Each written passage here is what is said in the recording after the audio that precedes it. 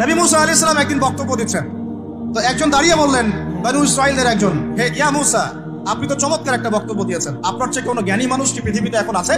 নবী মুসা আলাইহিস সালাম বলছেন, না, আমার জানা মতে আমার চেয়ে কোনো জ্ঞানী মানুষ এখন পৃথিবীতে নাই। স্বাভাবিক, কারণ তিনি তখন নবী, নবীর কাছে আল্লাহর ওহী আসে, তিনি সবচেয়ে জ্ঞানী হবেন, স্বাভাবিক। আল্লাহ রাব্বুল আলামিন বললেন, মুসা, তোমার চাইতেও জ্ঞানী আমার এক বান্দা আছে। বলেন সুবহানাল্লাহ। নবী মুসা আলাইহিস সালাম যখনই শুনতে পারলেন যে আমার চেয়েও জ্ঞানী একজন বান্দা আছেন, তিনি বললেন যে আমি তার সাথে দেখা করতে চাই, আমি তার সাথে দেখা করতে চাই। যুবকরা শোনেন, জ্ঞানী মানুষের সন্ধান পাওয়ার পরে নবী মুসা নবী হয়েও দূর দূরান্ত সফর করেছেন ওই জ্ঞানী মানুষের সাথে সাক্ষাৎ করার জন্য। আপনারা রেডিমেড ইসলাম চান, আপনারা ফেসবুক শরীফে ইসলাম চান, ইউটিউব শরীফে ইসলাম চান, সফর করে কষ্ট করে পরিশ্রম করে আলেম ওলামা পর্যন্ত পৌঁছাতে চান না। যাই হোক, তো মুসা আলাইহিস সালাম বলছেন, যদি আমাকে যুগ যুগ ধরে সফর করতে হয় তবুও আমি সফর করব, তারপরেও আমি তার সাক্ষাৎ চাই। আল্লাহ পাক বললেন, ঠিক আছে, তুমি তাকে পাবে যখন মাজমাউল বাহরাইন বলা হয়, দুই সমুদ্র যেখানে মিলে যাবে সেখানে তুমি আমার সেই বান্দাকে পাবে। কোথায় পাবে ভাই?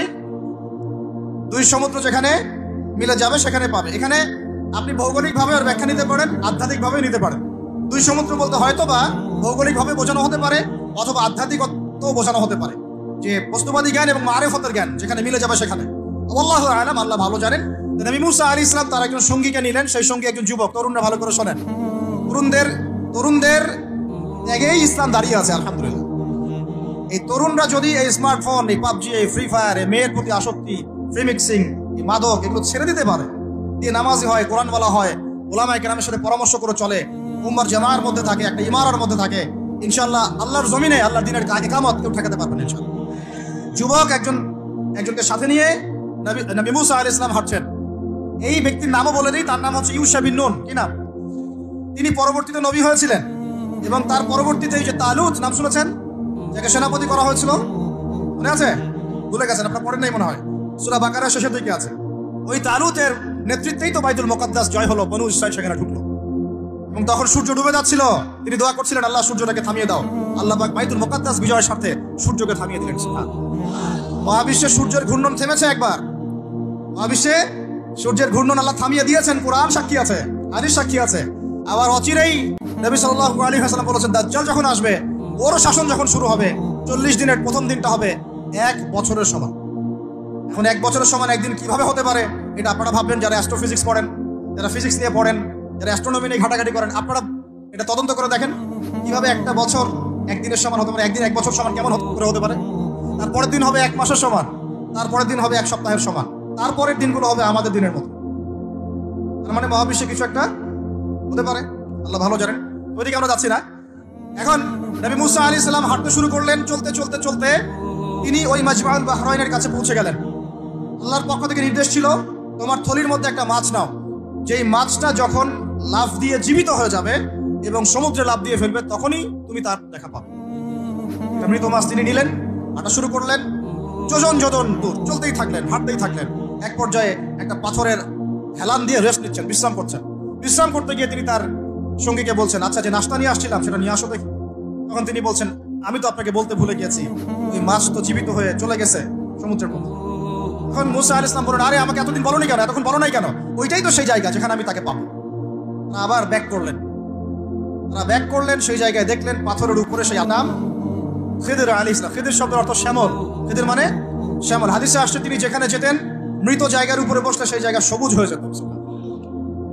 তো খিদির মানে শ্যামল, সবুজ আলাইহিস সালাম। এখন তিনি পাথরের উপরে বসে আছেন। নবী মুসা আলাইহিস সালাম গিয়ে সালাম দিলেন, বলেন, আসসালামু আলাইকুম ওয়া রাহমাতুল্লাহ। তখন তিনি বলছেন, ওয়া আলাইকুম আসসালাম ওয়া রাহমাতুল্লাহি ওয়া বারাকাতুহু। মুসা আলাইহিস সালাম বলছেন, আমি মুসা। তখন খিদির আলাইহিস সালাম বলছেন, তুমি কি বনু ইসরাইলের মুসা? তুমি কি বনু ইসরাইলের মুসা? মানে বুঝাতে চাচ্ছি, খিদির আলাইহিস সালাম বনু ইসরাইলদের কেউ নন। পৃথিবীর সবচেয়ে জ্ঞানী মানুষ বনু ইসরাইলদের মধ্যে নন, তিনি বনু ইসরাইলের বাইরে কেউ একজন। এখনকার যে স্টেট অফ ইসরায়েল দাবি করে যে তারা হচ্ছে ইহুদি এবং তারা বনু ইসরাইল, তারাই পৃথিবীর সবচেয়ে এলিট সোসাইটি, বাকি সবাই তেলাপোকা, ওদের এই দলিল, এই কথার উল্টা দিকে কোরআন কথা বলেছে। খিদির বনু ইসরাইলের কেউ ছিল না। পৃথিবীর সবচেয়ে সেরা মানুষ, জ্ঞানী মানুষকে খুঁজতে হলে নবী মুহাম্মদ সাল্লাল্লাহু আলাইহি ওয়াসাল্লামের উম্মতে আসতে হবে। কথা বুঝতে পারছেন? পরতে পরতে দলিল আছে, একটু ঠান্ডা মাথায় গভীরভাবে ভাবার চেষ্টা করতে হবে। তো এখন খিদির আলাইহিস সালামকে নবী মুসা আলাইহিস সালাম বলছেন যে হাল আদুল্লুকা আলা আন তুআল্লিমানি মিম্মা উল্লিমতা রুশদা, আমি শুনেছি আল্লাহ আমাকে বলেছেন যে আপনি পৃথিবীর সবচেয়ে জ্ঞানী মানুষ, তাহলে আমি কি আপনার সাথে সঙ্গী হতে পারি, সফর করতে পারি, যে আপনাকে আল্লাহ পাক যে জ্ঞান শিক্ষা দিয়েছেন আপনি আমাকেও শেখাবেন? এটা হলো স্টুডেন্টের একটা আর্তনাদ। ছাত্র হিসেবে তিনি বলছেন আমি কি আপনার সঙ্গী হতে পারি, আল্লাহ আপনাকে যে জ্ঞান শিখিয়েছেন আমাকেও শিখাবেন। দেখেন একজন নবী কথা বলছেন। আর আমাদের তো মাশাআল্লাহ যে বললাম জ্ঞান শেখার কোনো ফিকির নাই। 6 মাসে একটা কোর্স করতে পারি না, কোরআন তেলাওয়াত শিখবো 3 মাসের কোর্স করতে পারি না, 3 ঘন্টা ওয়াজ শুনতে রাজি, 3 ঘন্টা আমরা বই পড়তে পারি না। তো এই প্রজন্মটা দিয়ে হবে না ভাই। আমি আপনাদেরকে পরিবর্তন করতে চাই, আল্লাহ পাক যেন কবুল করেন, তৌফিক দান করেন। এখন খিদির আলাইহিস সালাম বলছেন ইন্নাকা লান তাসতাতিআ মাইয়া সাবরা। টিচারের কি কথা, কি দ্রুতশীলতা। টিচার বলছেন যে তুমি তো আমার সাথে সবর করতে পারবে না। সঙ্গী হওয়ার আগেই কথা বলা শেষ। আপনি এসে আমাকে বলছেন ভাই আপনার সাথে কি সফর করতে পারি, একটু এলেম শেখাবেন, আর আমি বলছি আপনি তো সফর করতে পারবেন না। কি পরিমাণ জ্ঞান গভীরতা দূরদর্শিতা থাকলে, ভবিষ্যৎ সম্পর্কে দূরদর্শিতা থাকলে তিনি আগেই বলতে পারেন যে আপনি সফর করতে পারবেন না। ক্লাসে আপনি পড়িয়েছেন মনে করেন 100 জন বাচ্চাকে, শেষে আপনি বললেন যে অমুক আব্দুর রহমান সে ফার্স্ট হতে পারে, এবং আব্দুর রহিম তুমি ভালো স্টুডেন্ট না, তুমি দুষ্টামি করো, পড়াশোনা করো না, তুমি ফার্স্ট হতে পারবে না, লাস্ট হবা তুমি। রেজাল্টে দিয়ে দেখা গেল সত্যি সত্যি আব্দুর রহমান ফার্স্ট হয়েছে, আব্দুর রহিম লাস্ট হয়েছে। তার মানে কি টিচার গায়েবের খবর জানে? এটা কি তার হিকমা, তার প্রজ্ঞা, তার বাসিরা, তার অভিজ্ঞতা। আল্লাহ পাক তাকে সেই জ্ঞানটা দিয়েছিলেন। মুসা আলাইহিস সালামকে মুখের উপর বলে দিলেন তুমি তো আমার সাথে সফর করতে পারবে না। মুসা আলাইহিস সালাম বলছেন সাতাজিদুনি ইনশাআল্লাহু সাবিরান ওয়ালা আ'সি লাকা আমরা। ইনশাআল্লাহ আপনি আমাকে ধৈর্যশীল পাবেন এবং আমি আপনার কাজে কোনো বিঘ্ন সৃষ্টি করব না। তিনি বলছেন ঠিক আছে, যদি তুমি আমার সাথে যেতেই চাও তাহলে ফালা তাসআলনি আন শাই, আমার সাথে চলতে গেলে কোনো প্রশ্ন করা যাবে না। এমন টিচার দেখেন, আমার সাথে চলো, জ্ঞান অর্জন করতে চাও করো, কোনো প্রশ্ন করতে পারবে না। একটা হাদিসেও আসছে একটা কম ধ্বংস হয় যখন নবীদেরকে অতিরিক্ত প্রশ্ন করে, এটা কেন, ওইটা কেন, ওইটা কেন। বেশি প্রশ্ন করতে হয় না, অতিরিক্ত প্রশ্ন করতে হয় না। যাই হোক, সফর শুরু হলো। ফানসালাকা, তারা হাঁটা শুরু করলেন। হাত্তা ইযা রাকিবা ফিস সাফিনাতি ফারাকাহা, চলতে চলতে একটা নদী আসলো। এই নদীর পার হয়ে আরেক জায়গায় যেতে হবে, কিন্তু এটা পার হওয়ার জন্য তাদের কাছে অর্থ নাই। এক নৌকার মাঝি সে বিনামূল্যে এটাকে পার করার জন্য প্রস্তাব দিল, ঠিক আছে বিনামূল্যে পার করে দিব। সেই নৌকায় করে তারা যখন যাচ্ছেন, যেতে যেতে তীরে পৌঁছার আগেই সেই নৌকার তলদেশটা খিদির আলাইহিস সালাম ফুটা করে দিলেন। এখন কাজটা দেখে কি ভালো মনে হচ্ছে না খারাপ? আমি আপনার গাড়িতে করে ধরেন যাচ্ছি, গাড়িটা যখন আপনি আমার বাসা পর্যন্ত পৌঁছে দিবেন তার আগে নামলাম, নাইমা আপনার টায়ার জ্যাকটা পাস করে দিলাম, আপনি আমাকে কি বলবেন? কিছু বলবেন না, ফেসবুকে গিয়ে স্ট্যাটাস দিবেন অথবা লাইভে আসতে পারে, তাই না? এই আর কি। তো নবী মুসা আলাইহিস সালাম রিঅ্যাক্ট করলেন যে লাকাদ জি'তা শাইআন ইমরা, আপনি তো একটা অন্যায় কাজ করলেন মনে হচ্ছে। এটা কেন করলেন? যারা আমাদেরকে বিনামূল্যে বিনা পারিশ্রমিকে পার করে দিল, আপনি ওই নৌকা ফুটা করে ফেললেন। তখন খিদির আলাইহিস সালাম বললেন যে আমি তো তোমাকে বলেছি, আলাম আকুল লাক, আমি কি তোমাকে বলি নাই ইন্নাকা লান তাসতাতিআ মাইয়া সাবরা, তুমি আমার সাথে সবর করতে পারবে না। মুসা আলাইহিস সালাম বলছেন যে ঠিক আছে, আমি যে ভুলে গিয়েছি এই জন্য আমাকে পাকড়াও করেন না, আমি যে ভুলে গিয়েছি কথাটা এই জন্য আমাকে পাকড়াও করেন, একটা চান্স দেন আমাকে। ঠিক আছে চলো। আবার ফানসালাকা, আবার তারা চলা শুরু করলেন। হাত্তা ইযা লাকিয়া গুলামান ফাকাতালা, এবার একটা ছোট্ট বালকের সাথে দেখা হলো। এই 8 বছর 10 বছর বয়স হবে, গোলাম বালকের সাথে দেখা হলো। ফাকাতালাহু, এবার খিদির আলাইহিস সালাম তাকে হত্যা করলেন। বাচ্চাকে, এটা কেমন হলো? নৌকা ফুটা করার চেয়ে বেশি ভারী না হালকা? আরো ভারী। মুসা আলাইহিস সালাম বলছেন লাকাদ জি'তা শাইআন নুকরা, আপনি তো এবার জঘন্য একটা কাজ করলেন, আপনি তো পুরো একটা নিষ্পাপ বাচ্চাকে হত্যা করে ফেললেন। তারপরে বললেন যে এরপর যদি আরেকটা প্রশ্ন করো তাহলে তোমার সাথে আমার আর চলা হবে, লাস্ট চান্স। ঠিক আছে চলেন। এবার চলতে চলতে ফানসালাকা হাত্তা ইযা আতায়া আহলা ক্বরিয়াতিন ইসতাতআমা আহলাহা ফাআবাউ আন ইউদাইফুহুমা। কোরআনে আসছে একটা করিয়া মানে একটা গ্রামের মধ্যে তারা ঢুকলেন। সেই গ্রামে ঢুকে মেহমানদারি চাইলেন, নাস্তা পানি চাইলেন আর কি। তো তারা মেহমানদারি করলো না, দূর দূর করে তাড়িয়ে দিল। অনেকটা আমাদের ওই কলকাতার দাদাবাবুদের মতো জিজ্ঞাসা করো যে খেয়ে আসছেন না খেয়ে যাবেন। এটা আমাদের আস্তে আস্তে আমাদের মধ্যে ছড়াই পড়তেছে আর কি। মেহমান আসতে বিরক্ত হয়, কবে যাবে সেই ফিকির করে। এরা মেহমানদারি করলো না, উল্টা তাকে তাড়িয়ে দিল। যাই হোক, এখন মুসা আলাইহিস সালাম বলছেন যে এখানে একটা ঘটনা ঘটেছে। খিদির আলাইহিস সালাম দেখলেন যে বাড়ি থেকে তাদেরকে তাড়িয়ে দেওয়া হলো, মেহমানদারি করা হলো না, ওই বাড়ির একটা দেয়াল ধসে পড়ে গেছে। তখন তিনি সেটাকে নিজের হাতে আবার নির্মাণ করে দিলেন। সুবহান। এটা দেখে মুসা আলাইহিস সালাম বললেন যে আপনি তো চাইলে কিছু আজর নিতে পারতেন, আপনি যে এত কষ্ট করে এটা নির্মাণ করে দিলেন, আপনি তো চাইলে একটু টাকা পয়সা নিতে পারতেন, ওরা মেহমানদারি করলো না, ওইটা দিয়ে হয়তো আমরা কি করতে পারতাম, নাস্তা পানি করতে পারতাম। তখন তিনি বলেন, হাদা ফিরাকু বাইনি ওয়া বাইনাক, এই হলো তোমার আমার ফিরাক, শেষ, তোমার সাথে আমার চলা আর হলো না। আমাদের নবী সাল্লাল্লাহু আলাইহি ওয়াসাল্লাম বলেছিলেন, যদি সেদিন মুসা আলাইহিস সালাম এই প্রশ্নগুলো বারবার না করতেন তাহলে আর অনেক জ্ঞান শেখা যেত। তখন তিনি বলছেন, ঠিক আছে, হাদা ফিরাকু বাইনি ওয়া বাইনাক সাউনাব্বিউকা বিতাউইল মা লাম তাসতাতি আলাইহি সাবরা, তবে যাওয়ার আগে আমি তোমাকে জানিয়ে দিব এই তিনটা ক্ষেত্রে মূল ঘটনা কি ছিল যে বিষয়ে তুমি সবর করতে পারো নাই। আম্মা সাফিনা, ওই যে সাফিনা বা নৌকা, আম্মা সাফিনাতু ফাকানা লিমাসাকিন ইয়ামালুনা ফিল বাহর, ওই যে সাফিনা বা নৌকাটা ওইটা ছিল মিসকিনদের, মিসকিন মানে বলা হয় কি হতদরিদ্র মানুষ, জেলে টাইপের, যাদের কিছু নাই, নৌকায় মানে সমুদ্রে মাছ ধরে ধরে খায়, এরকম কিছু মানুষের ওই সাফিনা বা নৌকাটা ছিল। এবং ওদের পিছনে ছিল একটা মালিক, মালিক মানে এখানে জলদস্যু।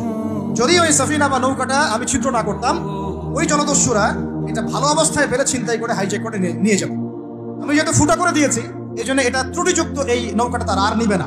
তোমার কাছে বাইরের চোখ দিয়ে মনে হয়েছে যে আমি একটা অন্যায় করেছি, আসলে আমি তাদের উপকারী করেছি, বুঝতে পারছি বাইরের চোখ ভিতরের চোখ কি জিনিস।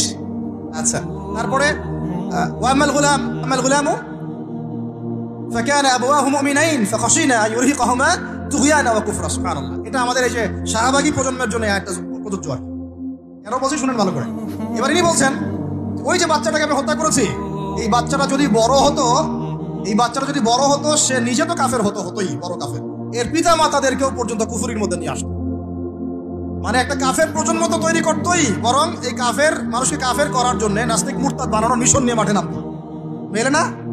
ওই জন্য আমি ছোটবেলায় এদেরকে হত্যা করে দিয়েছি যাতে বড় হয়ে কাজটা করতে না পারে। কথা বুঝতে পারছেন? আর তিনি বলছেন, আমি এটা নিজের ইচ্ছায় করি নাই, ওমা ফাআলতুহু আন আমরি, আমি এটা নিজের ইচ্ছায় করি নাই, এটা আল্লাহ পাকের আদেশ ছিল, বলি সুবহানাল্লাহ। আর ওয়াম্মাল জুদার ফাকানা লিগুলামাইন ইয়াতীমাইন ফিল মাদিনা ওয়া কানা তাহতাহু কানজুল লাহুমা, সুবহানাল্লাহ।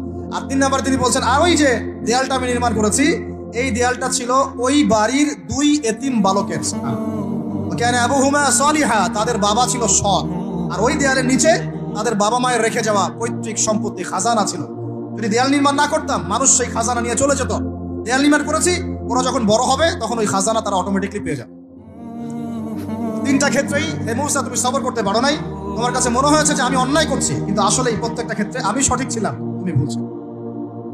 এখানে একটা চমৎকার শিক্ষা আছে, একটা চমৎকার গভীর একটা শিক্ষার ব্যাখ্যা আছে, অন্তর্দৃষ্টির শিক্ষা, যে শুধুমাত্র বাইরের চোখ দিয়ে, বাইরের এইসব সাক্ষরতার হাত দিয়ে, সার্টিফিকেট দিয়ে, নাম সিগনেচার করে, এত বইপত্র পড়েই মানুষ প্রকৃত শিক্ষিত হয় না। একটা গভীর একটা বুঝ দরকার, আল্লাহর মারিফত দরকার, আল্লাহর নূর দরকার, তাসকিয়া দরকার, দূরদর্শিতা দরকার, যেটাকে আমরা হিকমা বলি। ওয়া ইউতাল হিকমা ফাকাদ উতিয়া খায়রান কাসীর, আল্লাহ বলেছেন যাকে হিকমা এবং প্রজ্ঞা দেওয়া হয়েছে তাকে অনেক প্রচুর কল্যাণ দিয়ে দেওয়া হয়েছে। এখানে দেখেন একজন নবী হয়েও তিনি বুঝতে পারেন নাই এই 3টা ঘটনার পিছনের কারণ কি, অথচ খিদর আলাইহিস সালামকে আল্লাহ পাক এমন জ্ঞান দিয়েছিলেন যে এই জ্ঞান দিয়ে তিনি ব্যাখ্যা করলেন যে পিছনের কারণ কি ছিল। এখন এই ঘটনাটা আপনার আমার জন্য শিক্ষাটা কি, এই যুগের সাথে কি সম্পর্ক? আমি বলেছি সূরা কাহাফ আপনাকে দাজ্জাল থেকে বাঁচাবে। আমি বলেছি সূরা কাহাফ সেই সূরা যা আপনার অন্তর্দৃষ্টি, ভিতরের চোখ খুলে দিবে, আপনার কলবে নূর নিয়ে আসবে। আপনি এমন কিছু দেখবেন, বুঝবেন, শুনবেন যা সবাই বুঝতে পারছে না, সবাই শুনতে পারছে না, সবাই দেখতে পারছে না। এখন বাইরের চোখ দিয়ে আপনি দেখছেন পুরো বিশ্বে মুসলমানদের, কোটি কোটি মুসলমান, একদম 60টা 70টা 100টা রাষ্ট্র, কত মিলিটারি বাহিনী, কত আমাদের প্রযুক্তি, কত পুলিশ, কত র্যাব, কত আমাদের পলিটিশিয়ান দিয়ে ভর্তি। আদতে ভিতরের চোখ দিয়ে দেখলে আপনি দেখবেন পুরো বিশ্বের এই লক্ষ কোটি মুসলমান আজকে জাতিসংঘের হাতে বন্দী হয়ে গেছে। ও যদি বলে ডানে যাও, মুসলমানরা ডানে যায়, যদি বলে বামে যাও, মুসলমানরা বামে যায়, কিছুই করার নাই। এটা ভিতরের চোখ দিয়ে আমরা দেখছি, ভিতরের চোখ দিয়ে।